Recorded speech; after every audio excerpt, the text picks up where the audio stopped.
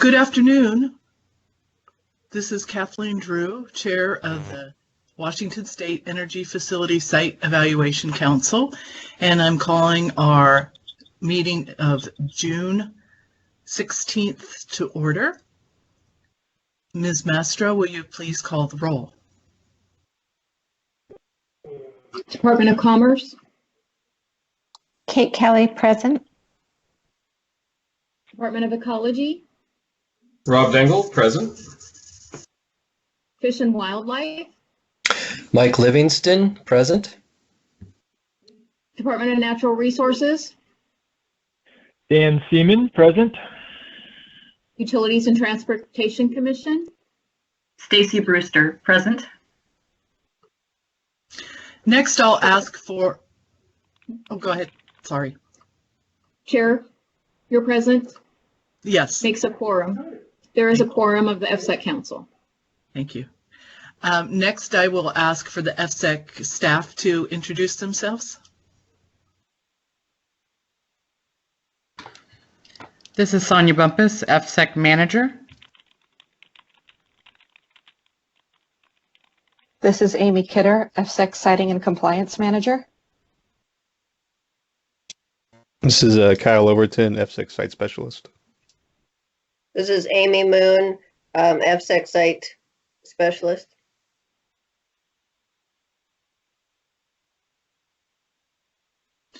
Thank you. Is there anyone else on the call who would like to introduce themselves at this point?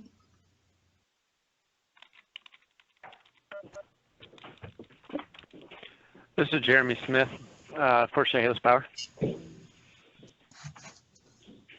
Jennifer Diaz for People Energy. Tim McMahon, Stoll Reeves. Bill Sherman from the Attorney General's Office as Counsel for the Environment. Bruce Sharon, Grace Harbor Energy Center. This is John Thompson with the Energy Northwest. Sorry, this is John Thompson with the Attorney General's Office, EFSEC Advisor. And Kip Whitehead, Energy Northwest. This is Kara Warner with Golder Associates.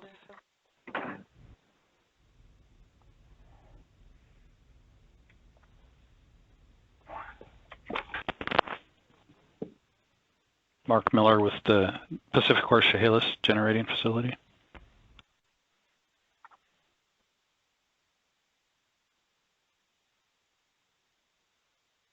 Anyone else?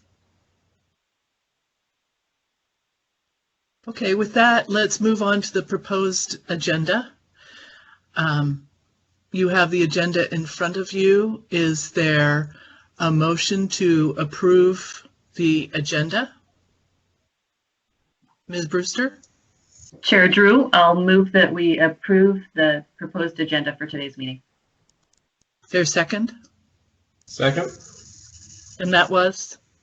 Rob Dangle. Mr. Dangle, thank you. Are there any additions or corrections?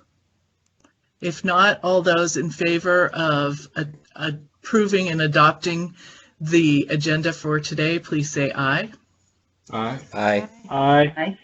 Opposed? The agenda is adopted. Moving on to the meeting minutes. Is there a motion to approve the meeting minutes from May 19th, 2020?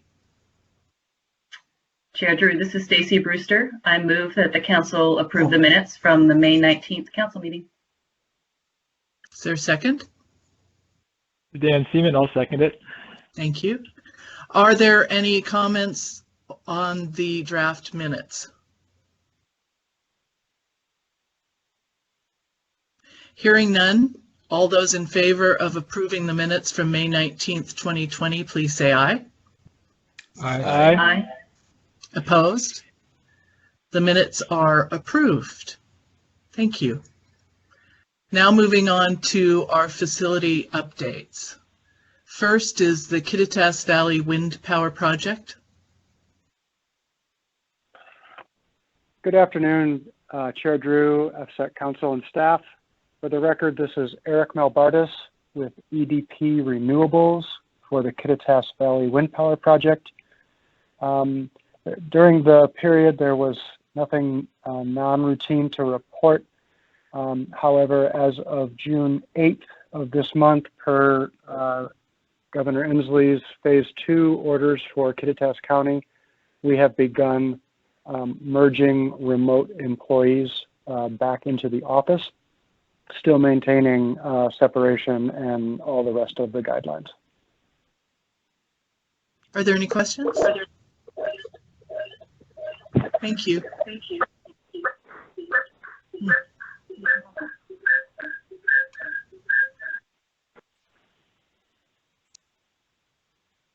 Okay, let's move on to our next agenda item. Wild Horse Wind Facility, Ms. Diaz. Yes, thank you, Chair Drew and council members. For the record, this is Jennifer Diaz with Puget Sound Energy at the Wild Horse Wind Facility. Only have one non-routine item to report for the month of May. We reopened the site for public access and recreation on May 5th. All recreation permits are available online only. The Renewable Energy Center or the Visitor Center remain closed to the public during the month of May.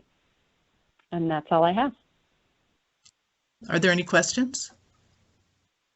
Okay, thank you. Our next agenda item is Chehalis Generation Facility. And we have Mr. Jeremy Smith.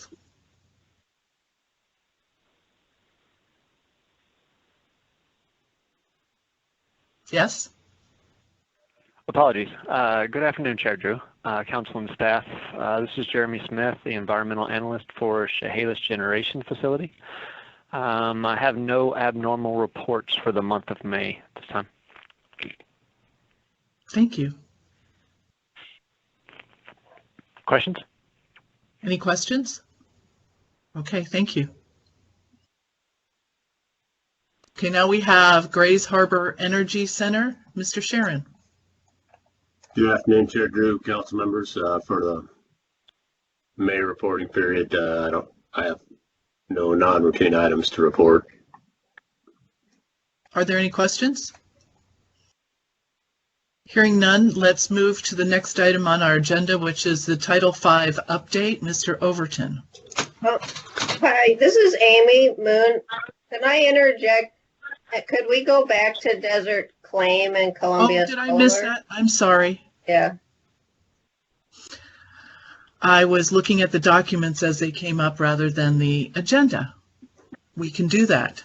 So, sorry about that, Kyle. We will come back to you. Desert Claim. Ms. Moon. Okay. Thank you, Chair Drew. Good afternoon, Council Chair Drew and council members. This is Amy Moon providing an update for the Desert Claim project. EFSEC staff continue to coordinate with Desert Claim. However, at this time, there are no other project updates. Okay, thank you. Are there any questions? Okay, moving on to Columbia Solar Project, Ms. Kidder.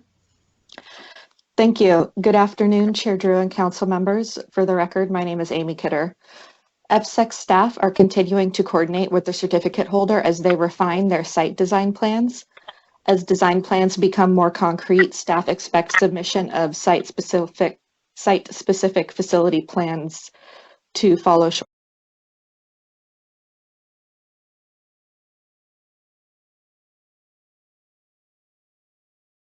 Be resolved before we could issue the AOP. So as that was taken care of, we could move forward with the process of getting the permit done. So there was always the requirement. It just was a long process in getting that finished. That answer your question? Okay. That's what I need to know. Thank you. Mm-hmm. Thank you. Any other questions? Mr. Dengel, do you want to make a motion to approve the Title V permit? Yeah, so motion to approve the Title V permit for Grays Harbor Energy Center as written. Thank you. Is there a second? Dan Seaman, I'll second that. Okay. Is there any further discussion on this permit? I think that what we'll do is call the roll since I think that's a better way to vote in this situation. So, Ms. Mastro, will you call the roll, please? Department of Commerce. Vote to approve. Department of Ecology. Vote to approve. Fish and Wildlife. Aye. Natural Resources. Aye. Utilities and Transportation Commission. Aye. Chair Drew, your vote? Aye. It's unanimous. Thank you. The Title V permit for Grays Harbor Energy Center is approved. Okay. Thank you. You're welcome. The next item on the agenda is update on WNP 1 and 4, and then Columbia Generating Station. Mr. Whitehead. Good afternoon. This is Kip Whitehead from Energy Northwest. I'll be reporting on WNP 1 and 4 and the Columbia Generating Station. There are no non-routine operating conditions that we'd like to report for the May reporting period. Do you have any questions? Are there any questions? Okay, thank you. Now we will move on to Resolution 347. Ms. Moon. Thank you, Chair Drew. I hope that everyone can hear me and that this holds out. Good afternoon, Chair Drew and council members. For the record, I am Amy Moon, a member of the EFSEC staff. I want to introduce to you a proposed resolution, Resolution 347, authorizing fish collection for the Radiological Environmental Monitoring Program at the Columbia Generating Station. At the May 2020 council meeting, EFSEC staff presented the history on the annual fish collection at the Columbia Generating Station that is required under the Radiological Environmental Monitoring Program, which is known as REMP. The REMP is a requirement of the site certification agreement in which annual fish monitoring is conducted to evaluate the gamma isotopes found in Columbia River resident fish species at Station 30, which is River Mile 351 to 354 in Benton and Franklin counties. Station 30 is located near Outfall 001, where the authorized National Pollutant Discharge Elimination, otherwise known as the NPDES permit, wastewater is discharged from the Columbia Generating Station to the Columbia River.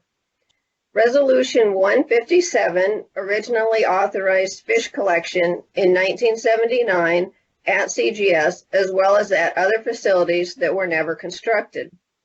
The new proposed resolution, Resolution 347, that you have in your June council packet, rescinds Resolution 157 and provides the current fish collection conditions for CGS.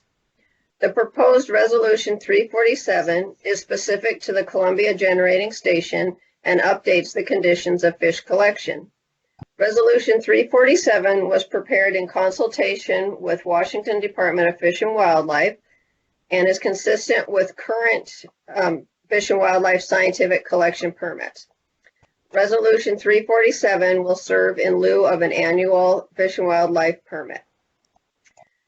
The proposed Resolution 347 sets forth the fish sampling conditions, including collection and handling methods, fish species and numbers, and annual reporting.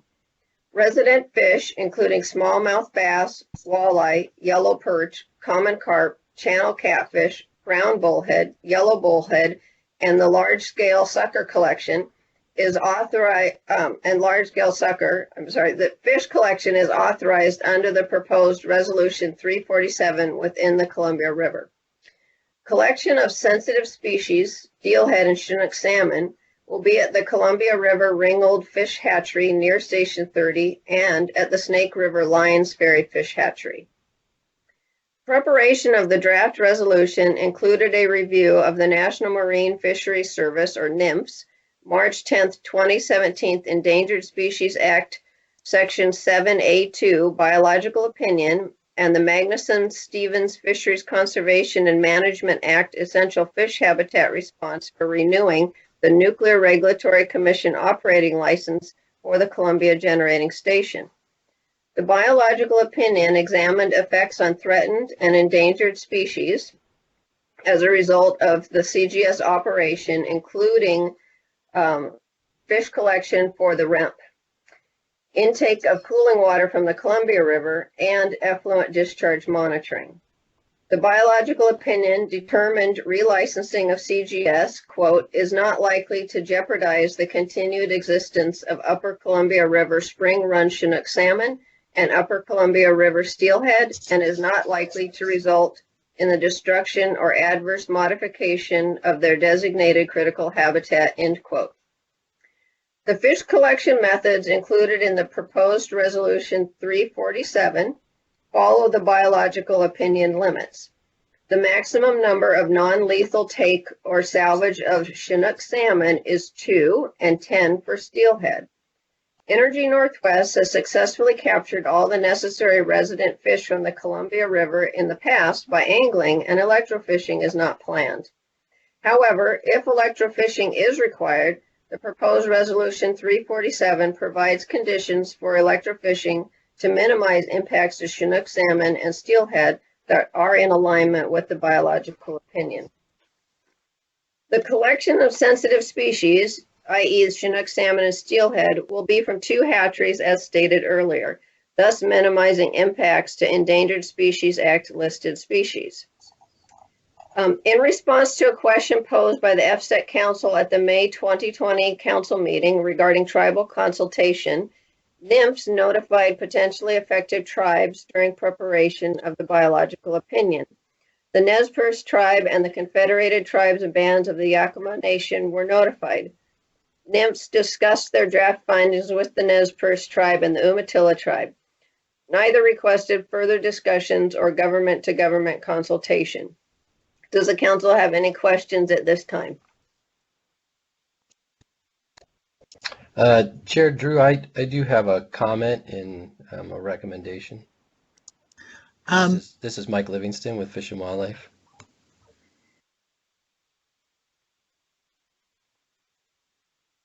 Hello?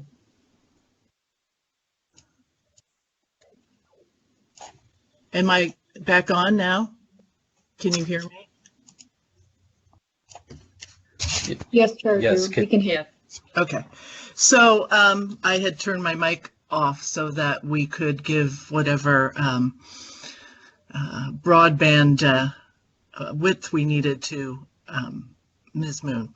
So yes, Mr. Livingston, what I'd like to do is to have us bring a motion up to approve the resolution and then have a conversation about the concern that you have raised to our staff. So Ms. Aiken, would you please put the page 3 of the resolution? Yes, sorry. I think we're between page 3 and page 4 as we talk about that. And then, Mr. Livingston, if you'd like to put a motion forward, and we'll get a second, and then we'll talk about your recommendation.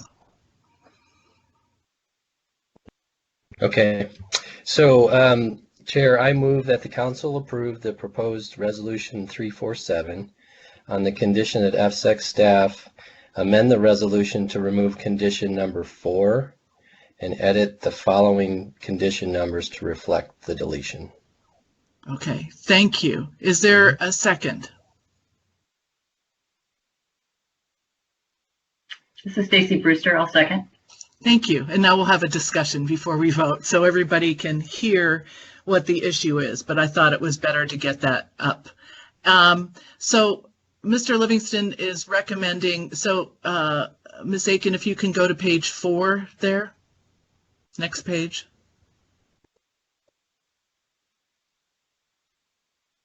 There we go. The deletion of the 4th item in the resolution. Mr. Livingston, would you like to speak to your motion? Yes, thanks, Chair. So during review of the resolution, I noticed on page 4, condition number 4, that the migration timing for Upper Columbia River steelhead is not accurate. I confirmed that with our district fish biologist in the area, that the actual period runs late June through mid-October.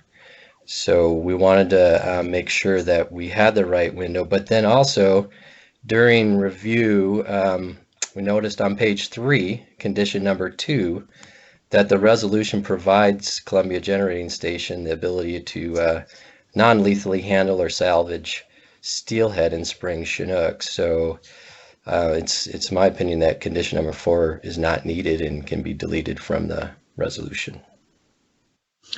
Thank you. Are there questions or comments from other council members?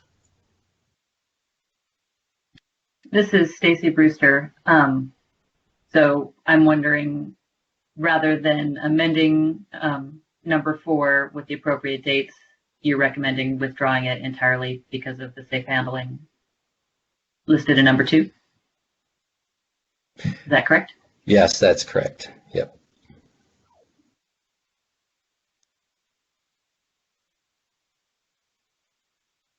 Any other questions, comments? This is Dan Seaman from DNR, and I guess I lean towards keeping it in, number 4 in, but perhaps removing the dates. And my thinking here is, one, that it's an important statement to make, but number 2, that due to climate change, the dates will continue to change, and in terms of the run. And so, but I think that we could just specify the first part without the dates and be successful.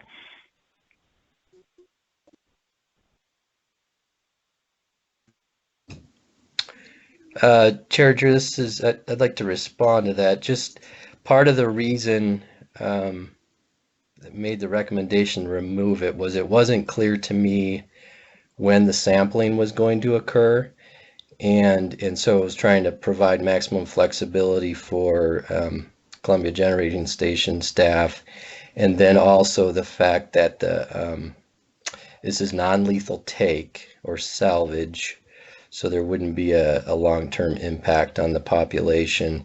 I do see what Councilman Seaman's suggesting could potentially work. I just don't know what the work windows are for staff and when they would be out there doing the sampling.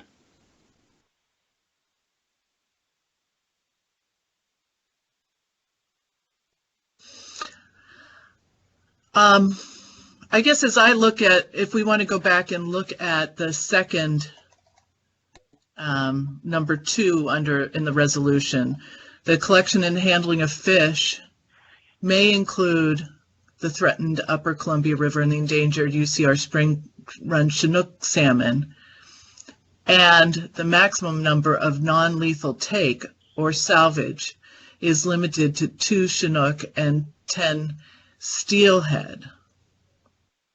I'm concerned that if we keep the language in 4 without a window, there may not be a window to conduct the testing. And I think the priority is that we need to have the testing done to make sure that the species are appropriately tested due to the potential harm from the activities of Columbia Generating Station. Other thoughts? Okay, I think I've got a stupid question here, so I'm going to apologize. This is Rob Dingle with Ecology. I'm looking at this, and so that the item number 4. So I know there's debate on when that window occurs. You have spring run population. I mean, there's salmon. They spawn, then they die. I believe that whole cycle is migratory. So when would they biologically grab these salmon if they're not within the migratory window? I mean, would it be before they're heading upstream?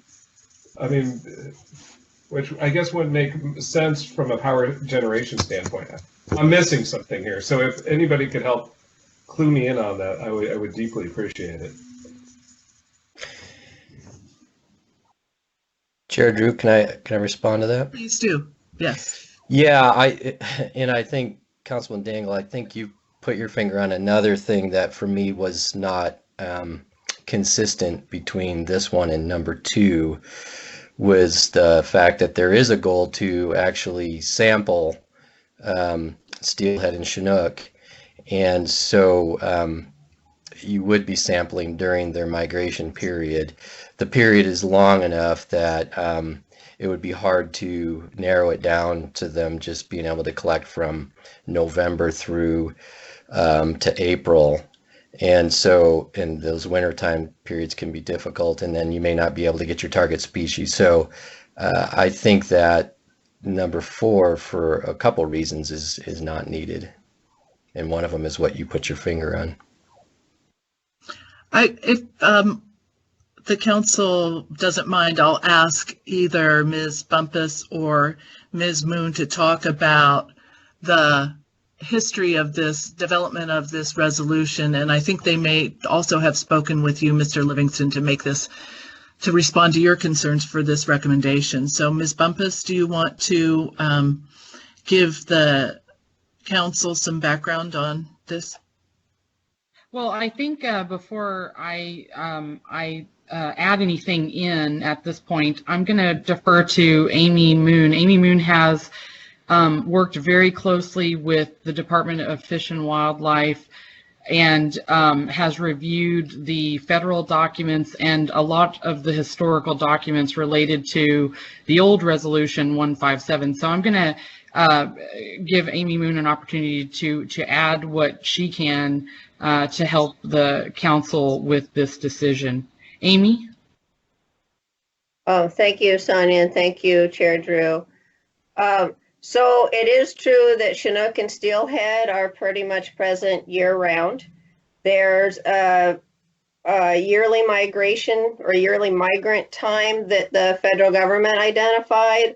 There's an adult migrant time, and then there's a spawning and rearing time. And when you combine all of those, they extend the entire year.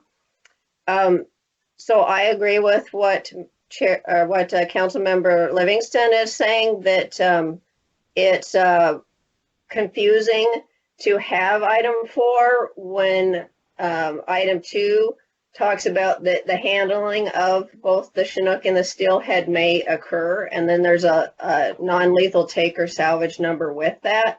Because when you're looking for recovery of sport fish that people may be eating, that is generally collected during the sport fish season, and it would be much more successful at that, which then means that that we are within some of the migrant window, but there's conditions around that on how how Energy Northwest would have to handle those sensitive species, and then there's reporting requirements on that.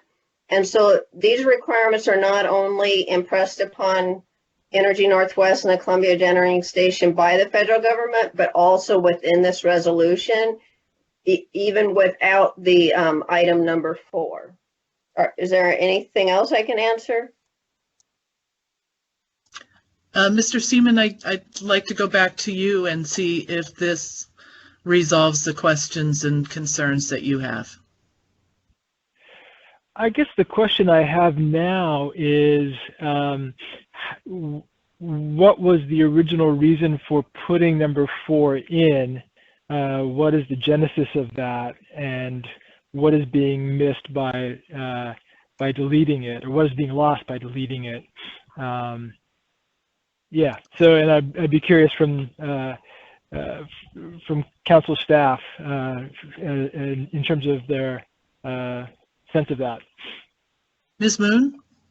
Yeah, that's a great question, Member Seaman.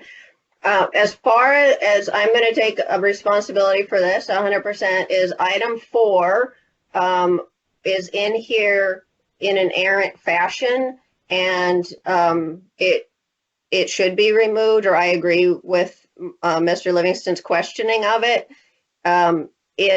It doesn't add value to the fish collection ability. It doesn't add value to Resolution 347. And we discovered this error through our review, our multiple review by Fish and Wildlife, Energy Northwest, and EFSEC. And unfortunately, though, this mistake wasn't found until the resolution was prepared and sent to council.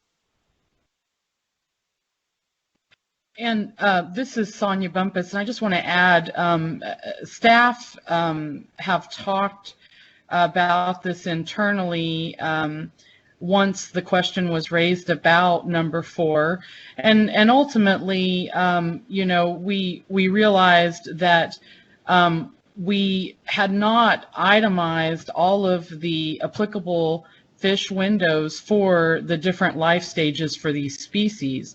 And as Amy Moon said earlier, if you were to apply and itemize all of the windows for these species throughout their life stages, you would essentially be left with really no window of opportunity for the sampling. So I did want to just add that that was another reason where we thought that, or I think that Councilmember Livingston's recommendation is a good one, because this item of number 4 does not include all of the windows that would be applicable. But again, if you were to apply all those, if I understand it correctly, and Ms. Moon, please interject if I'm incorrect, but that you would be leaving Energy Northwest with really no opportunity to do the sampling, or rather a very narrow window where they may not be successful in doing the sampling. Yeah, thank you, Sonia. This is Amy Moon again. You're correct on that. And these life stage windows, the migrant times, the spawning and rearing, are what Energy Northwest has to look at what the federal government put in documentation for their relicensing with that biological opinion. And like Mr. Seaman said, I think it was Mr. Seaman, where this time might change over the years. And if we take out item 4, we will not have to continue to update the resolution for that shift.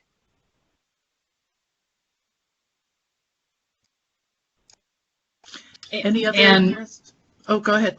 Oh, I'm sorry, Chair Drew, pardon the interruption. And I'd just add that, you know, in doing that and removing 4, we're still protecting, so we're not sacrificing the protection there either.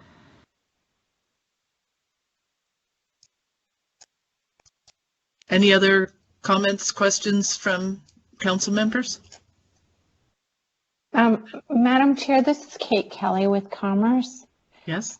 The deeper dive into this document has just provoked a little question in my mind, and the numbers that are listed in what is currently number 7 for maximum take those are annual numbers, I assume. And so my question is that specified someplace else? And is it a calendar year we're talking about, January to December? Ms. Moon? That is a great question, and I'm scrolling through the resolution to see if we specify annual reporting, but I think that Council Member Kelly has touched on something that may not be recovered in this resolution.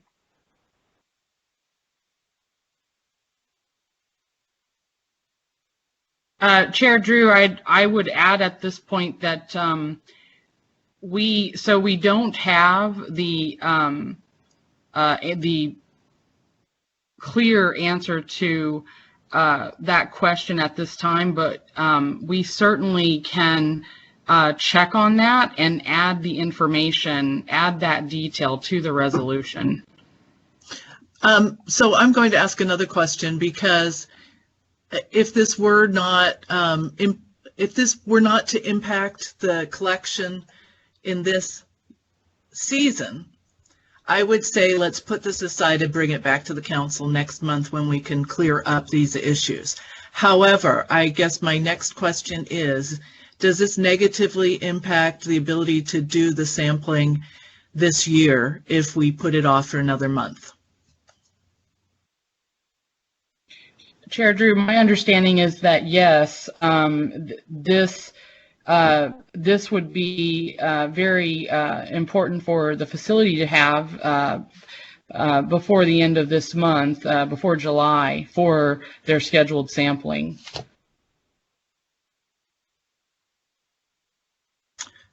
So we have two options. I guess I'm looking for direction from the council on this. One option is that we can provide, the council can provide the staff the direction to address these two issues, to delete 4 and to address what time period number 7 relates to. And then once those are correct, I could then finalize and sign it. Or the other option is for us to have the document prepared and sent back out to you and to have a special meeting to approve it. So I'm asking, which is the preference of the council?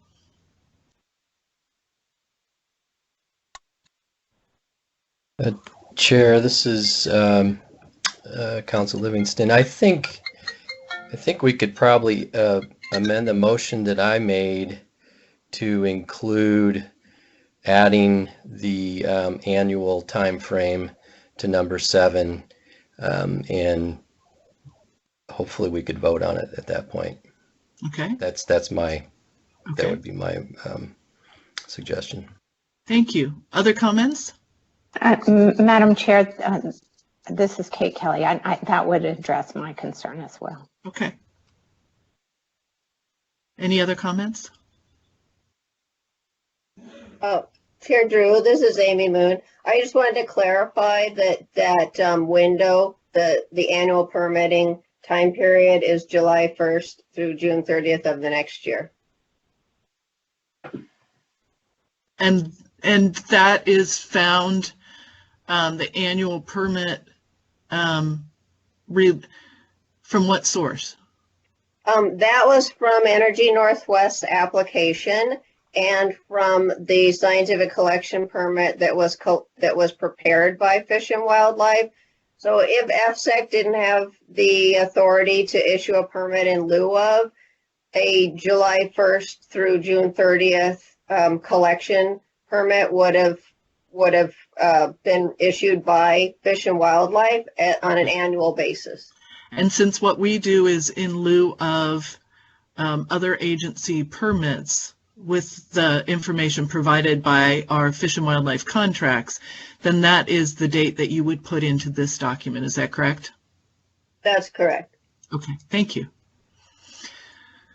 So we have a motion on the floor that adopts the approves the resolution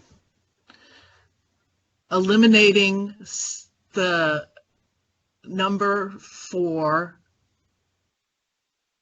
paragraph and adding the time period to number 7 to be annually between July 1st and June 30th. Is that, that's what I hear the motion is on the floor. Is there a second to that? This is Councilman Livingston. I will second that. Or can I second my own motion? No, we would need to, let's find somebody else. This is Councilmember Kelly. I'll second that motion. Okay. Then are there additional comments from council members before we vote?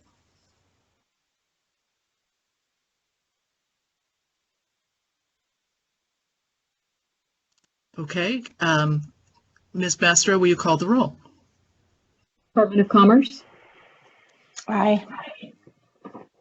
Department of Ecology. Aye. Department of Fish and Wildlife. Aye.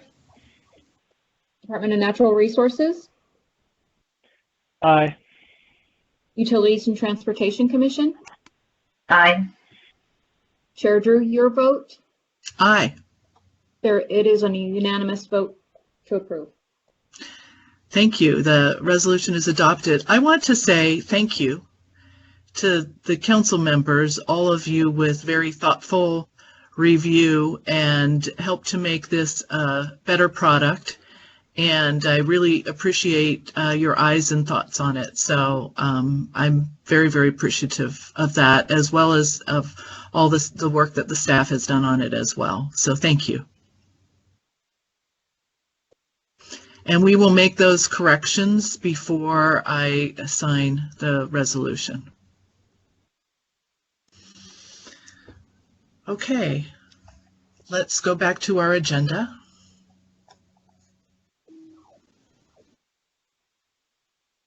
And if there is nothing else for us to discuss, which it seems we are at the end of our agenda, our meeting is adjourned. Thank you all. Thank you, Chair Drew and council members. Thank you all. Thank you.